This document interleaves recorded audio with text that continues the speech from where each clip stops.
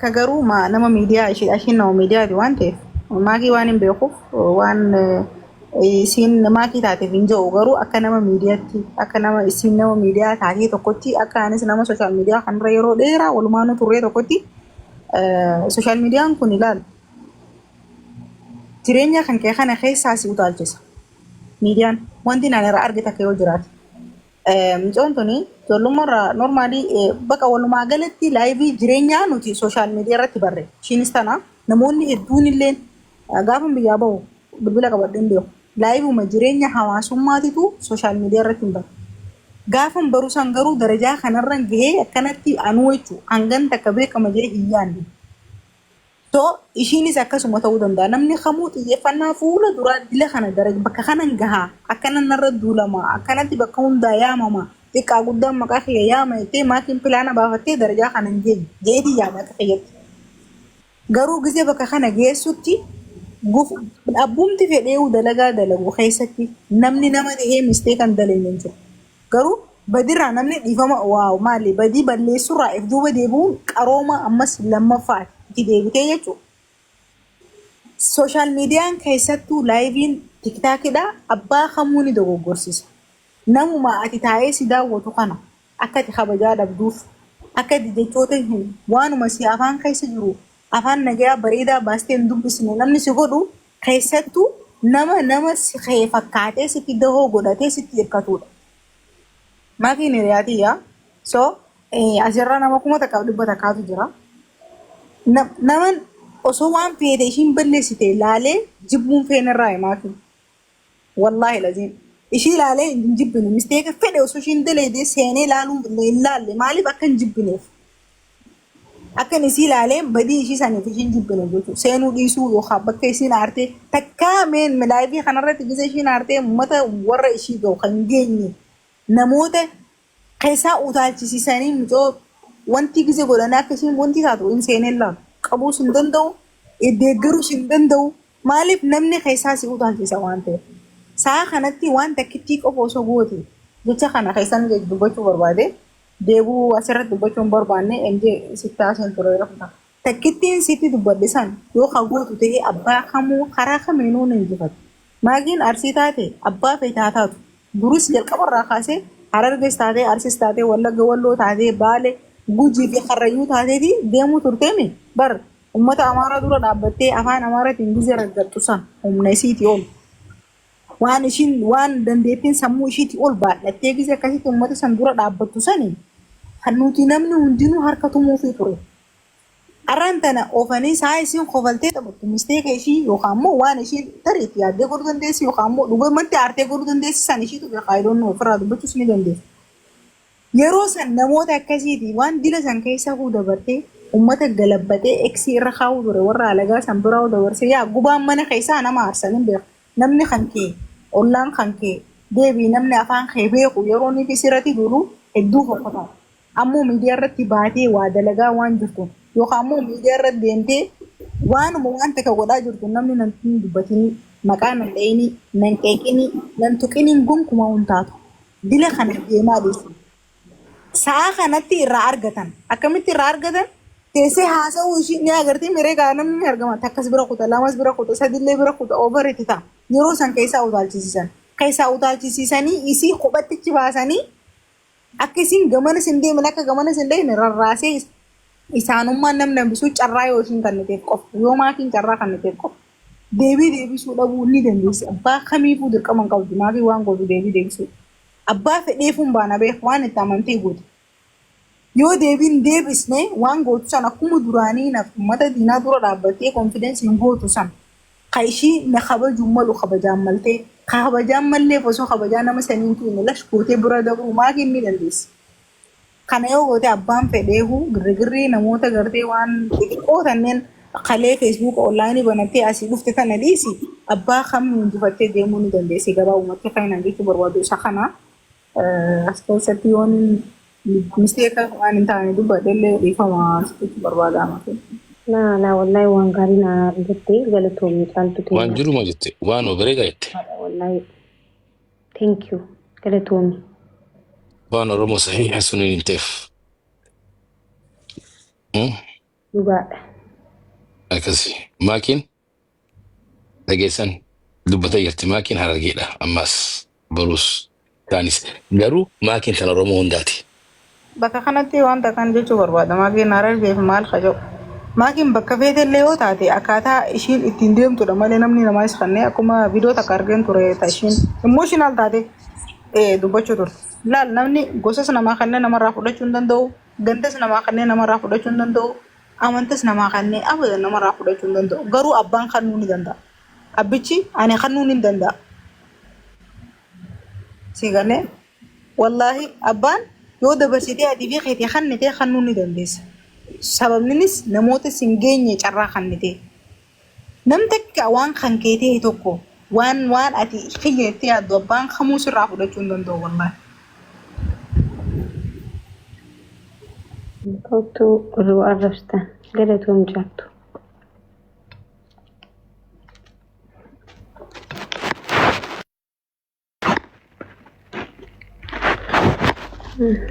Galatoomaa hundi keessanuu.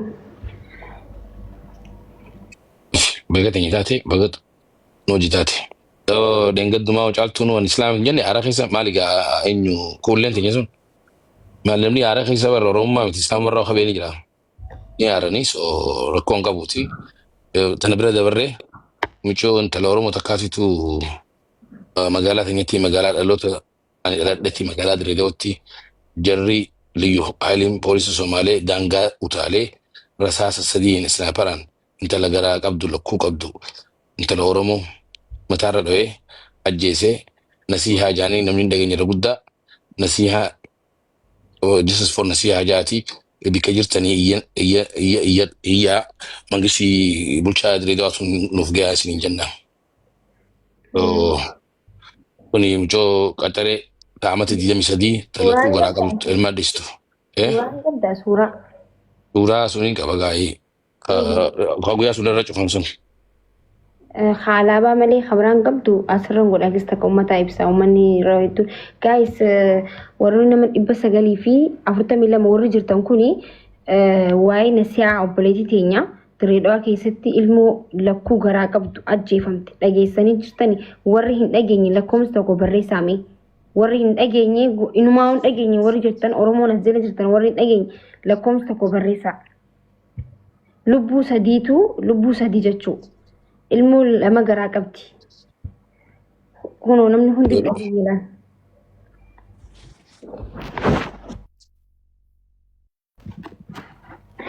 Akkasii namni sagalee ta'eef hin jiru namni irraa dubbate hin jiru nama tokkotu irraa dubbatu jira namni irraa dubbatan sun illee viidiyoon isaanii akkanatti waan vaayiraalii ba'e natti hin fakkaatu akkan harkatti miti MJ osoo vaayiraalii ba'ee ture namni kun hundi ni harka ture kanaafuu hundi keenya irratti hojjanna keessa achirraan dubartiidha lammaffaa immoo ulfa garaa qabdi kanaafuu hundi keenya waan dandeenyu gahee mataa keenyaa bahannaa akkuma kaleessa sagalee ta'uu turreetti akkuma kaleessa iyyuu turreetti arrallee hanqa furmaanii tokko dhufu callisnee hin teenyu waan dandeenyu gooname ergi suuraa asirratti maxxansa. Suuraa ilaalu jira jechuudha. Ilaalu jira. Qoy hanga isaa asitti qoom.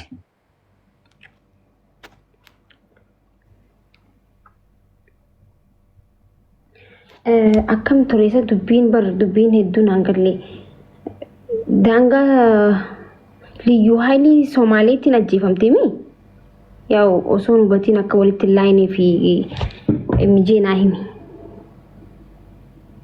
Liyyuu hailii kililii afur shan Somaaleen daangaa Direedawaa buutee isii warra isaanii duraanuu kana duraas mucaa obboleessaa irraa du'e irratti xiyyeeffatanii rasaasa sadiin ajjeesan rasaasa sadiin. Achirraa micoon tun sabboontuudha. Nama hedduu uummata keenya bira dhaabbachuu ture. Mee fidi suuraa gosa kana maxxansa.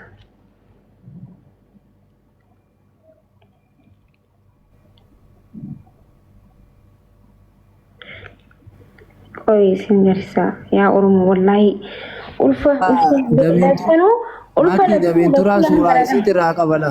Baatii ja'a yaa akkan dhageetti yoon dogongore na sirreessa. Ilmu ya turaa galchidha maaki dabeen turaa galchi Tole ayyee. Ergatee? Suuraa isiif irraa qaba waa'ee kan wanta qofa qaba damiin turaa galchila. Lakkoofsa shan daaddoo tura. Inni ijee Mooniitara hin qabdu isa mana kanaa. Kanaafuu maal goona seetanii namni 700 kun faayidaa waan takka gochuu qabna. Hundi keenyaa piroofaayila ni hojjannaa har'aa fi boru keessatti marii xiqqishoo waljoollee walitti qabamne piroofaayila ni hojjannaa piroofaayila warri geema kiyya godhatanis 7-2-3 kanarratti hojjannaa jechuudha. Faamiliin billaachaa jechuudha. Tole viidiyoo gizeen hojjedhu riipoosti gootanii duwiit gootanii hundi keessanuu waan dandeessan gootan. Feemasa ta'uu qaba dirqama feemasa ta'uu qabdan nama tokkoof sagalee ta'uudhaaf. Namni 5 yoo kan isin hordofute namni 5 suni waan kana yoo dhaggeeffate nama 5f dabarsa jechuudha. Namni 5 ammas namni 5 yoo dabarse nama 10 akkasii baay'ate jechuudha. Dirqama nama hedduu tokko miti barka waan kana gochuu qabu. Hundi keessanuu godha riipoosti isiniif godha. Kanaafuu kanarra hojjannaa torbaan kana keessatti jijjiirama waa'ee isii qofa miidiyaa kan akka goonuu abdiin qaba hin goonas dammoo tolee faamilii hayyee warri jettan lakkoofsa tokko barreessaa na walii warri deemuu dandeessan hin deemna obboleettii teenya dubartiidha ilmoo ulfa ji'a 2 ji'a 6 lakkuu garaa qabdi lubbuu 3tu badee jechuu ammas biratti namni irraa dubbatee hin jiru dhimmi dubartoota irraa dubbatee hin jiru dubartoonni sagalee ta'eef hin jiru namni akkasi dhagee hin jiru kanaafuu nama hunda dhageessisnee obboleettii teenya tanaaf sagalee taane yoo sagalee illee dhabame ilmaan waan qabduuf waan tokkollee akka godhamuuf jechuu ilmaan isiisaniif hayyee akkasi MJ miseenjeraan ergi suuraa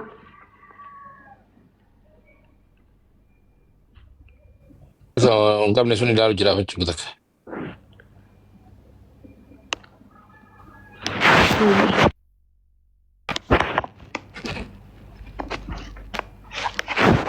Ini kayaknya hin barbaachisu bar mariinuu MJ nutu yoo goone barni deemnaa bar viidiyoo takka hojjannaa bakka nama hunda bira ga'ee bar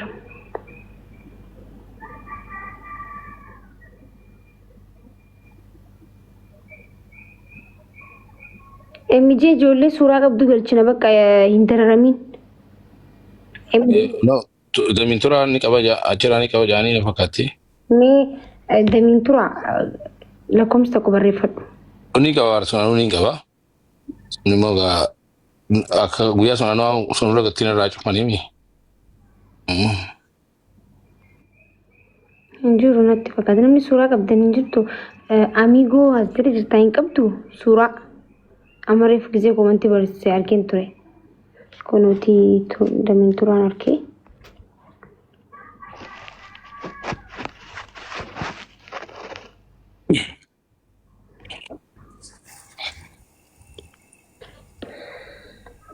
اوكي السلام عليكم ورحمه الله وبركاته كم جرت النقافيه وعليكم السلام ورحمة الله وبركاته. well done brother thank you ادو قلتوني وما خنا ولي على ندو تر ما كي كم نقافيه ده بجرات بليتي تينيا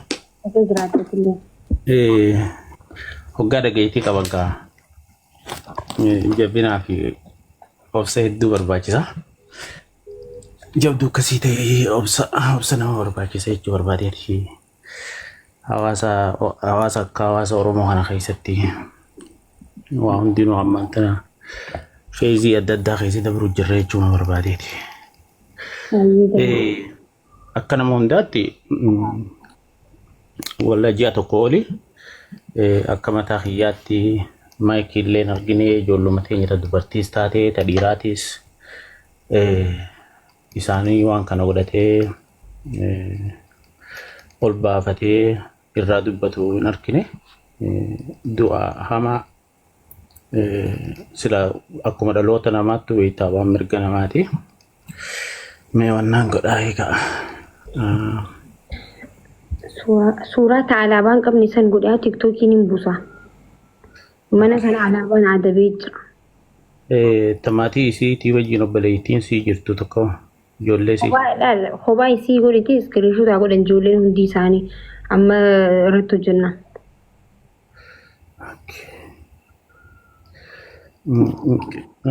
Irra hedduu immoo ijoolleen Way anuun hin qabaa bara irratti viidiyoon hojjedhe jee kaleessa buufadheen ture qoy yaadadhe. Anoo kami? Huno yaadadhe viidiyoon hojjedhe jee irra buusee. بريد على عمر أخي سيكون دمترا Hunooti khadamiin turaa mul'atana fakkaatina caalami. Kunuuti obboleettii teenya tana gaayis haala hamaan ajjeefamte kunuu footoo kaafadhaa hundi keessanuu damiin tura osoo ibsiteemee waan jiru. Obboleettii teenya sanii nama Oromoo kana bakkuma hundattuu naannoo yuunivarsiitii sanitti nama jabaa turte nama warraa isaa uummanni Oromoodhaa geggeesse kan bara torba dura deeme sanillee warra hangafa keessaa isiidha. Ijoolleen ammallee ganda abdii boruu ganda jedhamu jira. Ganda abdii boruu sanitti gandi suni ijoolleen Oromoodhaa tanii ichi qabamte sababa malee mana hidhaatti amata 25 faa ama 30 faa abbaa fi ilma 3 faa waliin hidhanii akkasuma jiranii ganduma sanitti deebi'anii ganda lafa tanarraa ka'aa janiin lafti kun keenya lafa kana lafa naannoo kililii 5 jala seenaa jirti. Qe'ee sanirraa akka jijjiirratanii itti dubbatamaa ture jechuudha yeroo dheeraadhaaf. Ummata keenya gahaa lafa san irratti lafa abakaafoo isaanii lafa abaabuu isaaniiti guyyaa immoo dhukaasnitti dhawamu sanii dura torbaan 2-3 bulchiinsatti himachaa turanii akka poolisoonni naannoo kililii 5 dhufee isaan doorsisaa jiru. Akka deddeebi'anii ganda sanirraa illee akka jechaanii jiranii lafti suni misoomaafis akka barbaachifamtutti lafti immoo kililii 5 jala waan jirtuuf namni lammii biraa ta'e achirratti haqummaa qabaatee jiraachuu danda'u jedhaniiti. Itti deddeebi'anii turanii bulchiinsa Dirree Dhawaa deddeebi'anii himachaa turanii. Gaafa kaan immoo isiin akkuma abbaa isiitii fi maatii isii ilaaluutti dhayitetti eeggatanii dhawanii jechuudha. Rasaasa 3 dhawan. 3 mataa keessa dha'e. Rasaasa 3 isii dhawanii rasaasni 3 mataa keessa dha'e. Ulfa qabdii ulfa ji'a 6 garaa qabdii ulfi isii lakkuudha. Lakkuu sanii wajjin ajjeesanii isii wajjin nam 3-4 madaa hamtuu madaa'e ijoolleen dhiiraa. Ijoollee 2 qabdi. Obboleettiin teenya ijoollee 2 qabdi. Ijoollee 2 sanirraa isii fuudhanii jechuudha. Oromtittii jabduudha turtees. Nama Oromoo tana Dirree Dhawaa keessatti ijoollee fagoo dhuftee qubattu. Taniin barnootaaf ichi dhuftus akka gartee lafti sun lafa isaanii taate. Qe'een sun akka qe'ee isaanii taate nama godhaa ture. Nama warraa isa san keessatti illee qooda fudhachaa ture. Lafa tana fudhachuu barbaadan. Ganda abdii boruu sanii egaa magaalaa Jaldeessaa illee labsatanii booda ganda amma waan dhiyoo tana labsan sanii fi isiin waan san keessatti marmarsaa jedhanii maqaallee jijjiirratanii amma har'a kaleehuu hogganoonni achi jiru ganda san dabalatee Dirree Dhawaan dabalatee akka gartee naannoo kililii 5 jalatti achi taate jedhanii Oromoo akkasii ture. Dhiyoo teenya tana akkasitti jeesanii kun siyaasaas miti. Lubbuun namaatii fi lubbuun lafaa dubbiin lafaatii fi dubbiin lafeedhaa siyaasaa ta'uu hin dandeessu. Waan namni hundi iyyuu qabu jechuudha. Addatti immoo dubartoonni wabiin akka hin jirre qe'ee teenya san keessa. Deddeebi'amee yeroo adda addaatti gartee hamtuun akkana deddeebi'amee dararamaa jira. Namni kun akkas ajjeefamaa jira. Yeroo muraasa takka isii dura obboleessa keenya abbaa ilmaan 3 mokkana nama Muraad jedhamu magaaluma san keessatti ajjeesanii namni sunis haqa dhabee ajjeesuu qofaa miti foon isaallee cicciranii turanii jechuudha ganduma san keessatti. Kanaaf dirqama mirga dhala namaatiif lubbuu keessaniif maqaa keessaniif waan falmachuu qabnu jechuu barbaadeetiif bileetii. Dubbiin bakka kana dubbii hamtuudhaatu bakka Dirree Dhawaa irra deemu jira. lafti sun lafa teenyaadha falmaa lafaatiitu qe'ee san irra ture nasiyaan oromoodhaaf duuti oromoo ta'uu siif ajjeesanii isii qofaa miti ganda sanillee qe'ee sanillee gubanii osuma humni addaachi jiru poolisiin waraanni federaallee ni jiru beeyladaallee gayyaasanii kaan qalatanii kaan guratanii deemanii re'eeleef waan akkana qabanii waan akka re'eetiif hoolaadhaatiif kanallee ni qabanii beeyladoota adda addaas ni qabanii ganda sanii ichumatti fudhatanii nyaatanii deemanii tuffatin irraa deengadde dhufanii ollatti qarshii 100 kennanii fi deeman nama kennan beeki ijoolluma hoolaa dura jirtutti waa kennanii deeman namni namatti silakkaa'uun jiru jechuudha. Oromoo taatee lubbuun Oromoo waggaa duute namni nama silakkaa'uun jiru bulchiinsa keessatti kanaafuu hayni nama keenya akka ba'u hayni lubbuu sadii akka ba'u lubbuu sadeen kana keessa ammoo lubbuun lama warra addunyaa tolullee ta'uu danda'an ture warra biyya saniifillee toluu danda'an ture haala akkasii keessatti obboleettiin teenya duutee jechuu barbaadeeti. Kanaaf viidiyooleen daddalagamanis jiru viidiyoo sanirraas wantoota irra barraa'ee fi dhugaa bakka kana jirtu wal qabsiisee maakii waan san walitti qabadhaa viidiyoo irra dalagaa hayni kun bahuu qabaa jechuudha. Nasiyaan kan duuteef Oromummaa siitiif duute. Kan amma rasaa sadiin mataa keessa dhahanii? Rasaa sadiin akka waan amma fakkeenyaaf yoo yaa'iin kaate haa rasaasni nama dhukaasan tokko nama numa dhaawame uummata ganda keessa dhufanii ganda qubatee jiru ganda nagaa keessa dhufanii rasaasa banan humna addaa dhufee rasaasa bane humni addaa waggaa dhuftee rasaasa bantu sani isii dura dhaawanii yuula moggaa taani jirti moggaa bakka lollitti rasaasni duratti dhukka'ee fi bakka isiin jirtu adda adda isii nama aggaammatee isii eeggachuu jiru jira jechuudha. Rasaasa Bisitti isin dhaamti manuma isii bira moo bikka biraa ture? Mana abbaasiiti. Manuma abbaasiiti dhaamte jechuudha. Akkasumatti mallee obboleettiin fi haatilleen abbaalleen namni jaarsisii kan guyyaa san hidhaa turelleen ammallee hidhatti deebifamee waan jiru jira dubbii mirkaneeffannuu malee jenneeti irraa callisnee kaleef kana. Kanarra jirra kana Oromoon akka dhaga'u Oromoonni akkuma gartee daangaa Jabuutii irraa Finfinneetti falmannu daangaa Sudaan irraa Finfinneetti falmannu Dirreedhaa keessattis akkasumatti falmachuu danda'uun nurra jiraa jechuu barbaadeeti. Rasaasa sadii deebisanii suuraalee akkam suukannooytu kan isin warri dubartii fayyoo harkitanii hedduu gadditu suuraa mana hakimaa gaggeessanii booda haafamte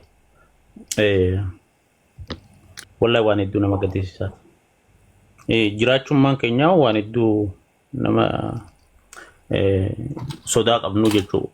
Oromoo taatee ganda san keessatti deemuun ammaa tana akka gaafa jalqaba jaarraa abbaa gataafaan qabsoo eegalanii haati Oromoodha ganda san keessa achi deemtee ajjeta 3-4 ganda akkatti qaxxaamurtee yoonii fi waa fudhachuu dhayte bishaan waraabbachuu dhayte dargaggeessi Sumaaleedhaa tumeeti boojjisee mana galchuu jira amma yeroo ammaa kana jechuudha. Yeroo ammaa haasa'u haala kana Dirreedhaa keessa ustaad Muazzin Fatiillee ol naqi. Kanarratti marii fi haala kana akkamitti falmannaa kan jirurrattis walitti qabamnee bakka jiru jira bakka sanirrallee telefama jiru waan hubattanii waan isin biraan geenya viidiyoolee ammallee karaa obboleeyyan keenya miidiyaan haasa'isii jira miidiyaalee haasa'isa walitti qabnee karaa Facebook yoo argite maakii ana jalattis hedduu sheer godhee jira forward si godha. Ammas namootni akkana jettantu jira. Dhugaadha jechuullee dandeessan aayileen waggaa dheeraa akkan uummata kiyyaaf sagalee ta'etti wanta sagaleen irraa ta'ee bu'aa harkine tokko hin jiru. Garuu waan tokko jira wanti isin hubachuu qabdan. Nasiyaan ilmaan qabdi ilmaan isiitu jira. Ilmaan isii san dirreetti dhiistee deemte sagalee ta'uun kun waa lamaaf fayyada. Sagalee ta'uun tokkoffaa dhiiga isii barbaadu. Yoo dhiiga isii barbaanedha yoo dhiigni isii bahuu baatellee lammaffaa akka ijoolleen isii sun gocha isii irratti gee ijoolleen isii irratti akka hin geenye ni godha sagalee nama hedduu tokko warra isiitis ilmaan isiitis akka kabajanii dirree dho'aa keessatti jiraatan godhaa jechuudha hedduminaan akka nama qabdu akka namni jiru sagalee nama hedduudhaan waan sanni godha yoo garuu du'a isii kanas wareegama isii kanas callisne ilmaan isiitis achumaan fixanii jechuudha kana wanti isin hubachuu qabdan sana jechuudha namni gaafa lafaa olkee iyyee lole bakka nama ni qabdiin ammas biratti nama ni qabdiillee ni jaame jechuudha warra isiitiifillee ilmaan isiitiifillee sagalee ta'uun dhiiga qofa barbaadu miti waa meeqaatu jira laal nama qabaachuu isii garsiisuu qabna akkasitti beekuu qabdan hanqa dhimmi dubartoota gabbee deebisaa waan tokko kan nuti ittiin dhiisnu jechuudha waan ani viidiyoo isinii hojjedha viidiyoo sanuu duwit godha sheer godha warroonni immoo hojjechuu barbaadanillee hojjechuu dandeessan hundi keessanuu keessaafuu dubartoonni irratti hojjedha akka malee dubartii hedduudha ammas miidiyaa kanarra fatii carraasii kanneetiin jira. Wama tokko jeetiin fatii dabarsaa dirree dhawaan torbaanuma gabaabaa dura ajjechaa siisan dura falmaa shiitaatiif namni Finfinnee irraa qabamee akkachi deebi'ee ni beektan.